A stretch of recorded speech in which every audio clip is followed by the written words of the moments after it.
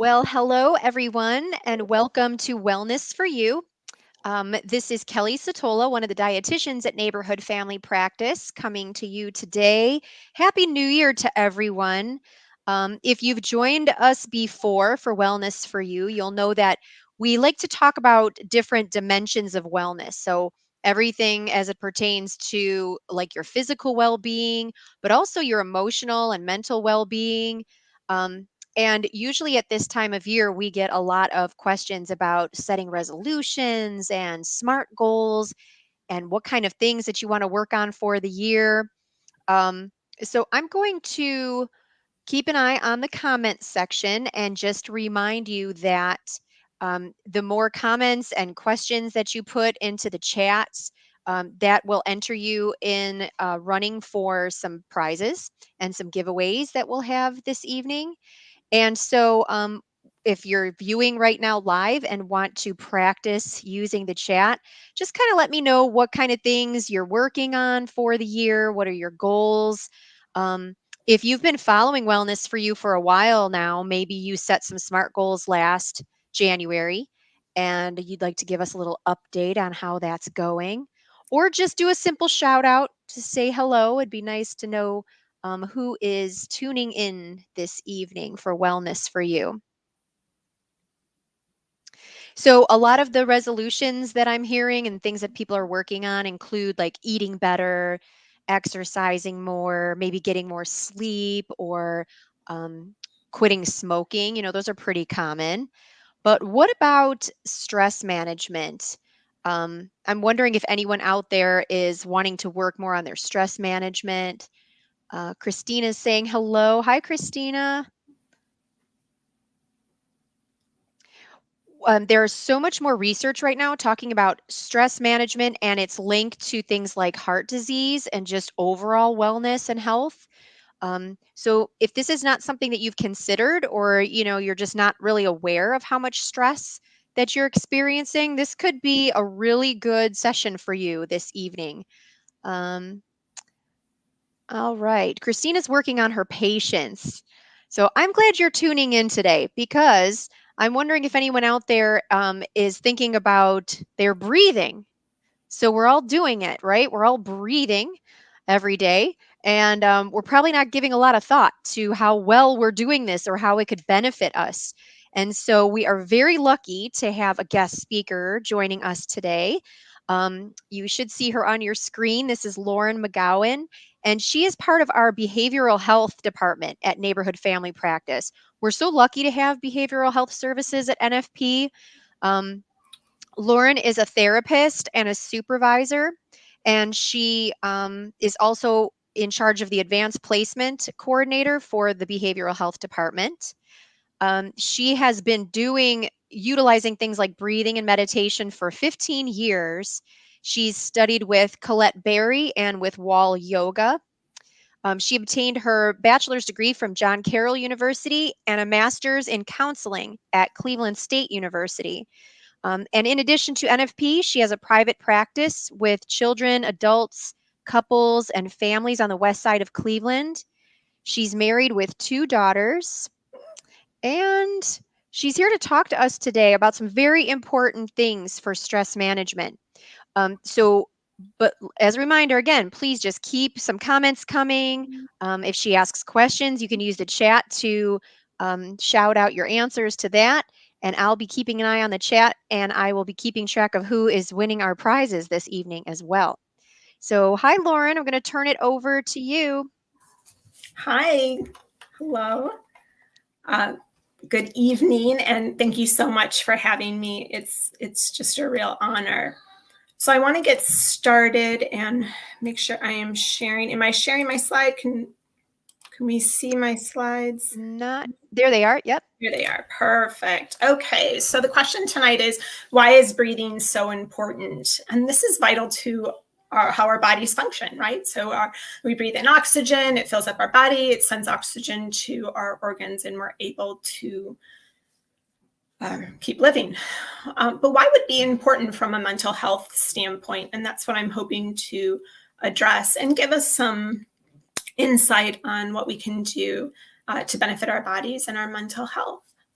So in the chat, feel free to comment on why breathing is so important. And as I ask questions throughout this, feel free to comment, and we can have a little bit more of a discussion. And there'll be an opportunity for questions at the end, so keep that in mind too.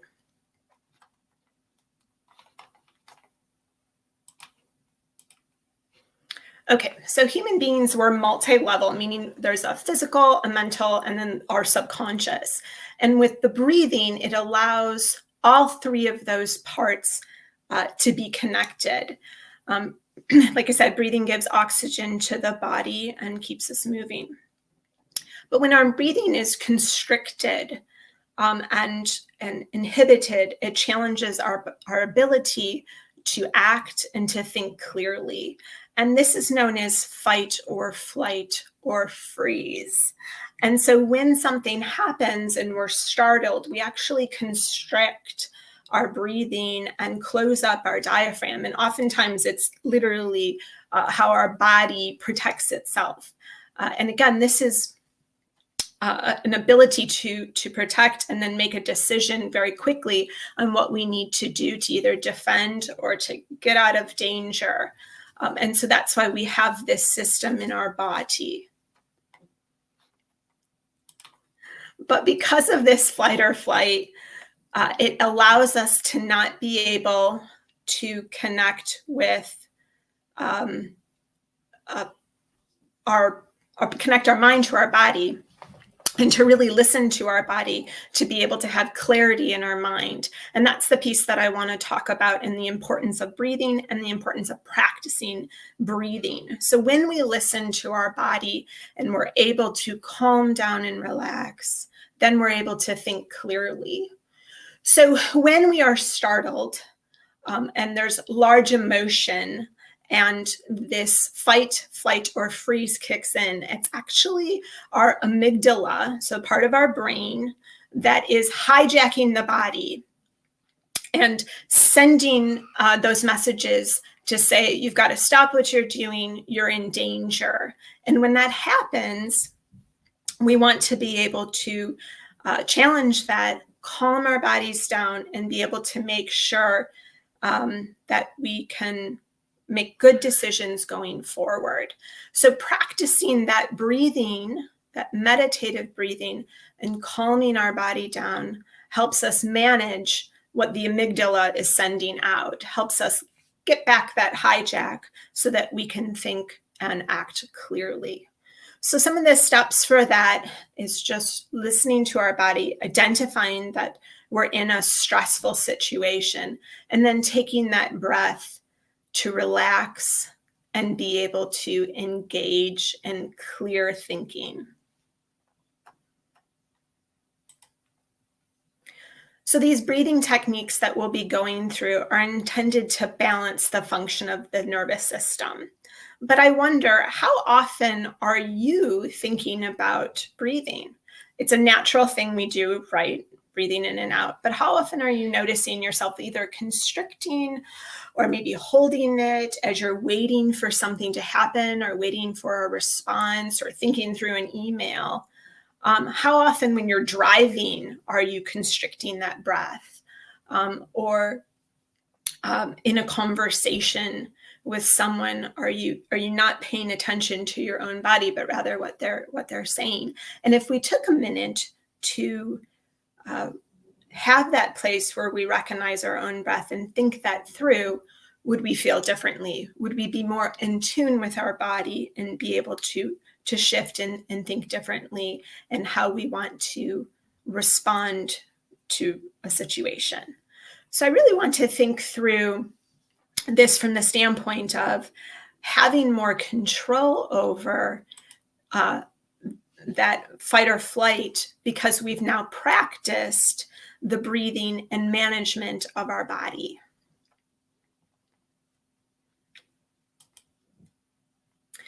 I use the ocean breath as just a something specific for today, but there's really a bunch of different styles and types of meditative breathing.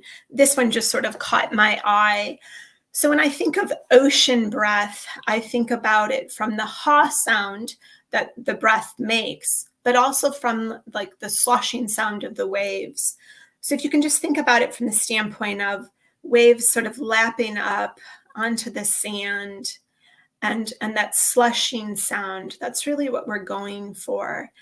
And just sort of have that visual in your head as we do this. So humor me in the breathing. A nice inhale. We want to relax our shoulders.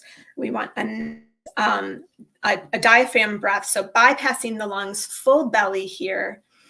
Taking that breath in, feeling the diaphragm expand, and then exhaling. And hearing that sound as you inhale and as you exhale. Inhale and exhale. We know that we're doing proper breathing when we can feel that belly expand. And you can actually put your hand there and feel that belly expanding. And that's how we know we're doing it properly. Oftentimes we do shallow breathing in our lungs, but this meditative breathing is really meant to be deeper and into the diaphragm. So we're really including the entire body and getting a nice full breath in. Some folks recommend counting. I just sort of try to listen to my body, and if I can take more in, I do. If I need to take more in, I can. But the important part is to just take nice breaths in and out and really listening for that. On the exhale, you can feel the heat on the tips of your fingers. And that's another way to sort of, again, be mindful of what you're doing and connect with that breath. So I'm just going to give you a minute. Just go ahead and take that breath in and exhale. And listen for that ha sound, or like I said, that sloshing of the water. How are we doing with that? Is that working? Does it feel like you're making that mind-body connection? Are you able to manage that? Sometimes people will say, as I'm breathing, I feel lightheaded. And especially if this isn't common practice for you, that might be something that you will feel. So just know that that's normal. So again, inhaling and exhaling. And as we go through this, I just want you to keep that in mind, in particular when we go to do the meditation. So nice inhale and nice exhale. Again, relaxing those shoulders, a nice tall back, long neck, so that you can get those nice breaths in.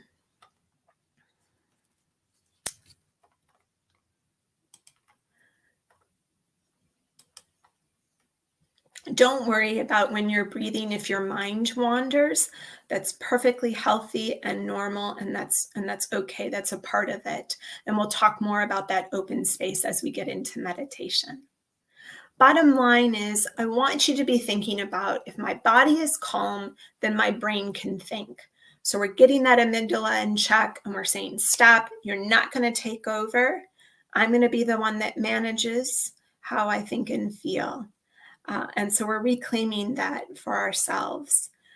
So again, if my body is calm and at rest, then my brain can think. And those are really, really powerful words to allow us to manage our breathing. As we get into the meditation, I want you to continue to think through, how am I doing? How am I feeling? And really listening to the body. That's super duper important.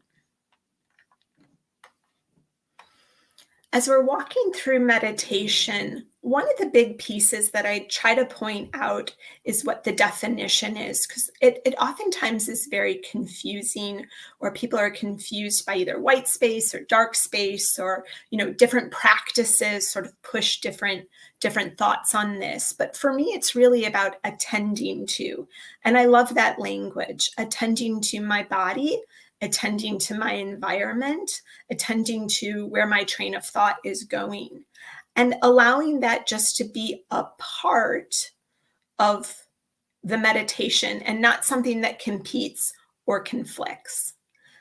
meditation has lots of value in terms of having just a calm and tranquil mind, of course, but also good for the immune system and reducing stress and strain on our body.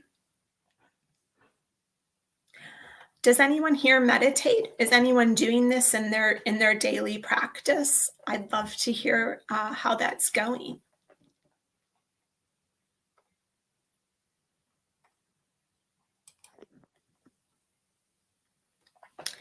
In order to meditate, there's things that I'd like to point out that we need to learn and we need to think about and just sort of be in sync with. One of the things for me is relaxation of the body and just being more attuned to your body and listening to your body and what your body is telling you. So if you're uncomfortable or if there's something that you're feeling, that we respond to it during a meditation or during breathing so that we feel more comfortable. So even as I'm sitting here, I've noticed that my foot feels a little numb because it's sort of tucked up underneath me. So I'm going to pull it out and give breath to that foot, of course, and just open up my hips a little bit more so that I feel more. We want to be sitting comfortably. We want to be really sound with our breathing and our breathing process and what we've been practicing. So that's just part of a natural flow during and throughout our meditation. We also want to be a witness to what's that train of thought, as I had mentioned earlier. I like to think about it like clouds passing by. As a thought comes up, we recognize it, we honor it, and then we just let it float on down. And that's okay, and that's beautiful. Again, we're just witnessing it and then letting it roll by. And also our quality of thought. So what is healthy, what is positive energy that's coming to us versus I'm getting frustrated, I can't do this, everything hurts, but rather a positive and I'm hanging in there and I'm just going with it and allowing it to be something that's encouraging and guiding and really helping me grow in my practice versus pull away. And of course, I want to remain centered and not feeling judged, towards myself, but rather just open to the process. So keep those things in mind. And again, this is learning. We're learning this experience. So we want to be open to that new knowledge and that new knowledge that we have about ourselves and our environment. Okay, so some preparation. We want to be cleansing. So again, we want to be thinking through, I'm going to be sitting down, I'm going to be doing this. Maybe I do a stretch. Maybe I make sure that I'm able to do this, that I'm feeling comfortable, that I'm feeling relaxed, that I've got this calm mind. If I feel like I have a busy mind, maybe I need to write some things down to sort of clear the air and so that I feel like I can do this and get into that comfortable seat. So you really want to walk into this feeling connected to what the goal is to be able to meditate. Oftentimes I'll use my essential oils to help me. I have Peace and Calming with me today. And of course, lavender oil is always good to help sort of bring yourself to that center and that ground. I use essential oils in my practice, and I, of course, use it in my breathing and my meditation daily. It's so important to just, again, sort of find what your comfort zone is. Some people use either statues or art to reflect what sort of brings them to that space. And be able to get them to a place where they feel safe and comfortable to be able to do this work.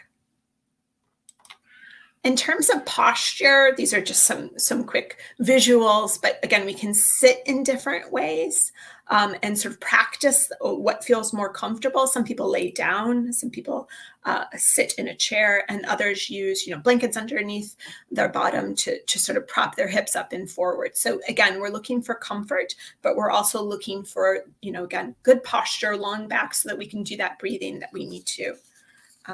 You just want to be comfortable and then open to that awareness. So we want that connection to our body and to the environment.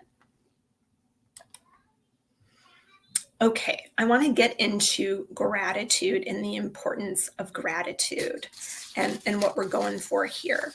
So gratitude in particular is looked at from a standpoint of a trait, a mood or emotion. And emotion really is what's mostly researched, that this connection, that something has either been gifted to us or something has happened, and we are grateful, at our heart center for this exchange. And I think that that's really important to keep in mind as we're doing this meditation.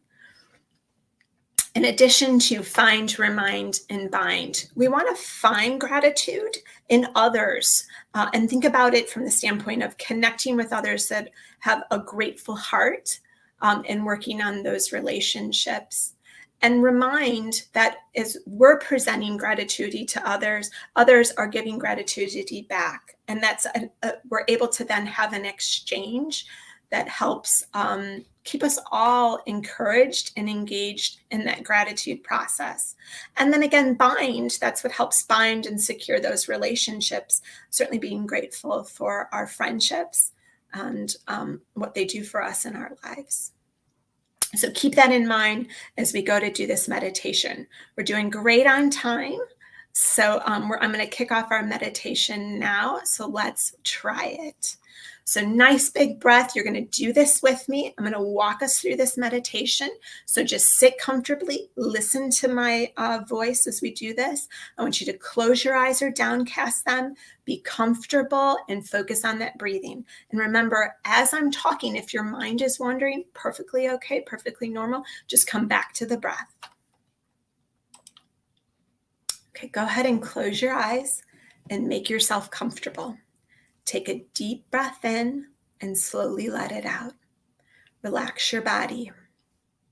Now imagine yourself sitting in a lovely green meadow filled with lots of flowers. Flowers of all different kinds and all different colors.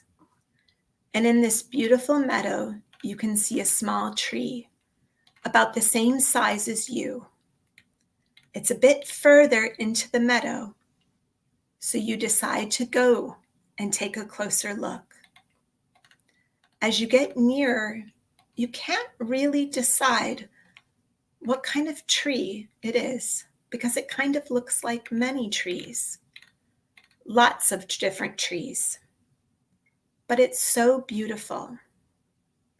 So you find yourself standing next to this lovely tree, and you notice there are bits of paper hanging from its branches, and you wonder what they are. So you reach out and have a look at them. And what you see are little pieces of paper with nothing on them. You look down at the base of the tree and you notice that there's a little wooden sign. And it says, "This is the gratitude tree. This is a place where you can write down everything that you are thankful for in your life." How wonderful. What a fantastic idea. You decide that you have many, many things to be grateful for. You have so many good things in your life. All the time, even if you can't always see them, even if you don't always realize it. You see a writing pad and a pen next to the sign for you to write down all the things that you are grateful for in your life. So you sit down with your back against the tree and you can begin to think about all the people in your life, your parents, your friends, even your pets. You may be grateful that you have a PlayStation or a football or a nice big warm coat to keep you nice and toasty in this cold Cleveland weather. You may be thankful for the house where you live. You may be thankful for all the kind people in your life. You may be thankful for the food you have to eat. You write down all of these things. The more you write down, the happier you feel. And the more you write, the more you realize you have so much to be grateful for. As you write each note, you've noticed that what you have written is appearing on the little notes on the tree. It's kind of like magic. You see that all the things that you are grateful for have been transferred from your pad to the blank notes on the tree. And as each note appears on this beautiful tree, the tree grows bigger and more full. You find yourself being filled with a dense sense of love in your heart, and you are being filled with more and more gratitude, filled with more and more love, more than you have ever felt before. And you feel so very blessed for the life that you have been given. How lovely would it be for someone to put your name on their gratitude tree because they are grateful you are in their life. Sometimes it's easy to forget how many good things there are in our lives, how much good there is in this beautiful world.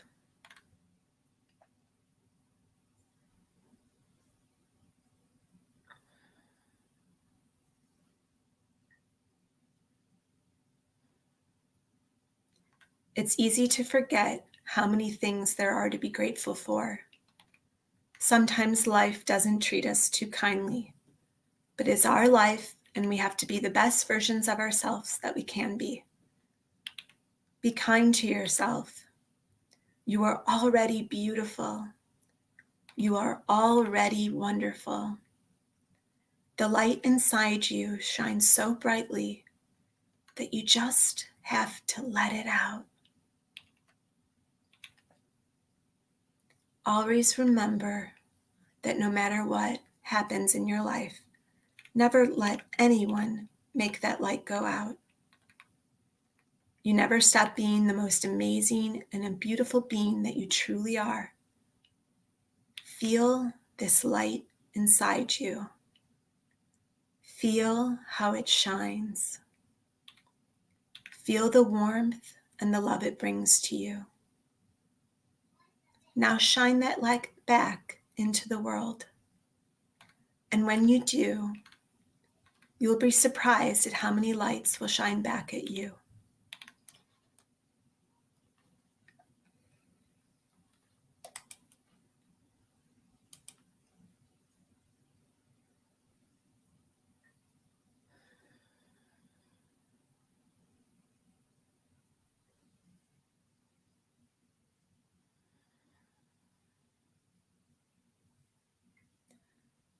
But for now, it's time to return. So take a deep breath in through your nose and slowly and gently breathe out. In and out, slowly coming back. Maybe you wiggle your fingers or wiggle your toes. Maybe you need a big stretch. Be kind to your body as you adjust, opening up your eyes and remembering to shine.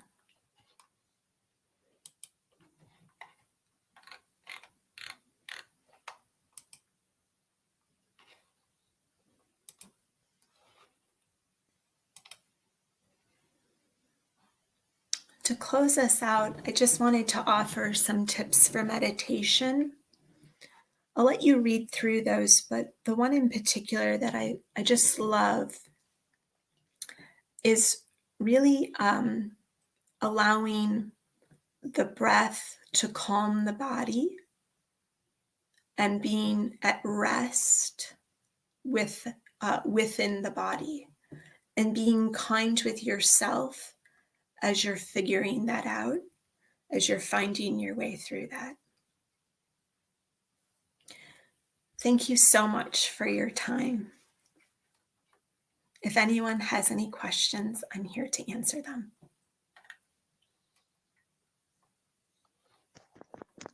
Thanks so much, Lauren. Can you hear me?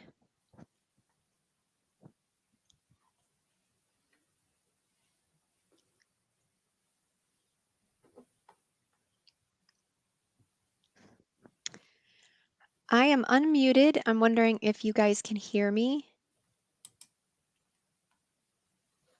Okay. All right. Thanks again, Lauren, for sharing that with us.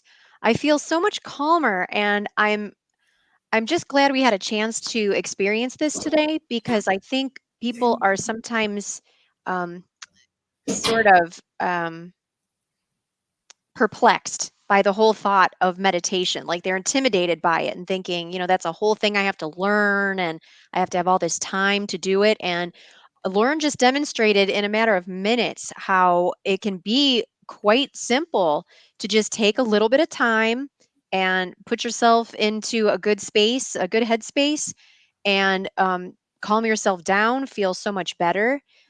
Christina mentioned that she's been doing breathing exercises with her son since he was younger to try and help him calm down. And we all need a little bit of that from time to time.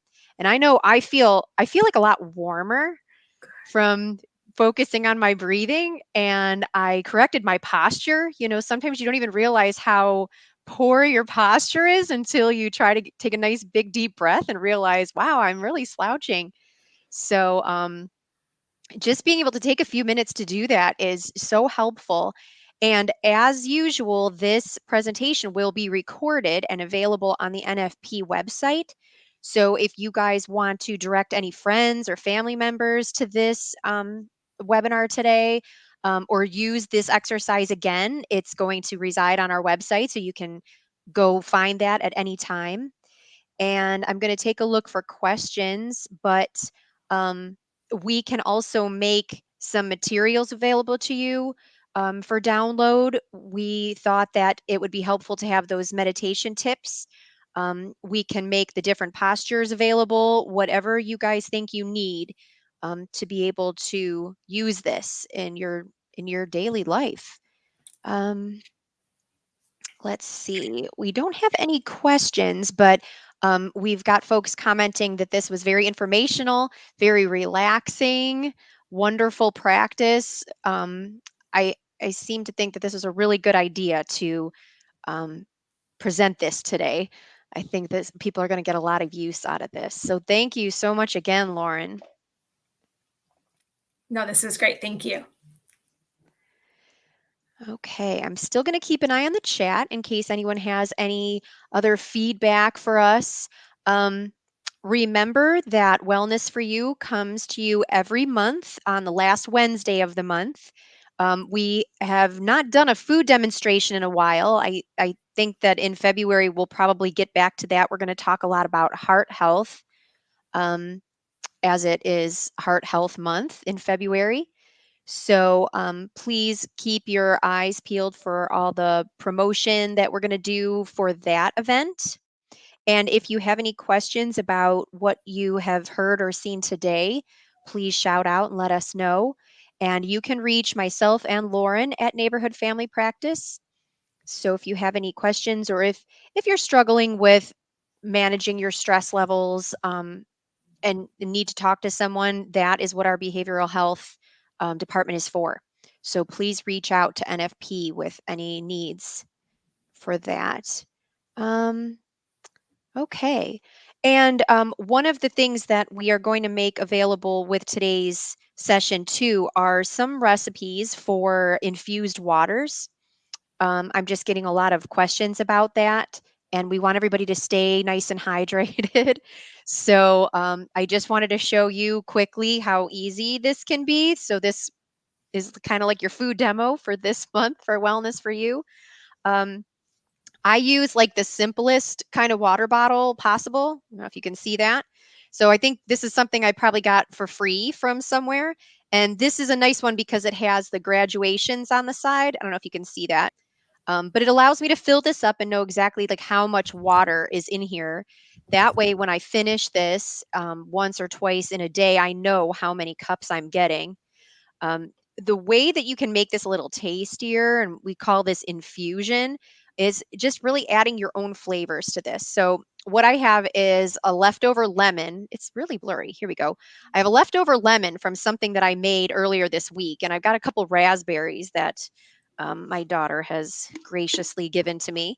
And so all I'm doing here is putting a little bit of fruit, probably stuff I have left over, in a pitcher. Squeeze the lemon in there, And what you want to do too is what we call muddling. So I just have like a standard spoon and I'm just going to kind of mush it up and muddle it a little bit, um, just to release all those juices and all that good stuff. And I'm using lemon and raspberry, but the recipes that we're providing have a lot of different ideas, including some herbs. So really, it's kind of like whatever you have laying around. You might discover some nice combination that works for you and your family. And then you're just filling this up with water. So basically, you've made your own flavored water here to stay hydrated and um, to add something exciting to your refrigerator. I seem to have lost the connection, so I'm not sure if you guys can still hear me. But if you're interested in more about this infused water, just look at where our documents are attached, and we should have some recipes there for you to try. Okay. So if you can still all hear and see me, not sure. My screen is kind of dark here. But thanks again for joining us today. Remember to tell your friends and family about Wellness for You on Facebook, and keep an eye out for our session for next month. And Happy New Year again to everyone. Bye, everybody.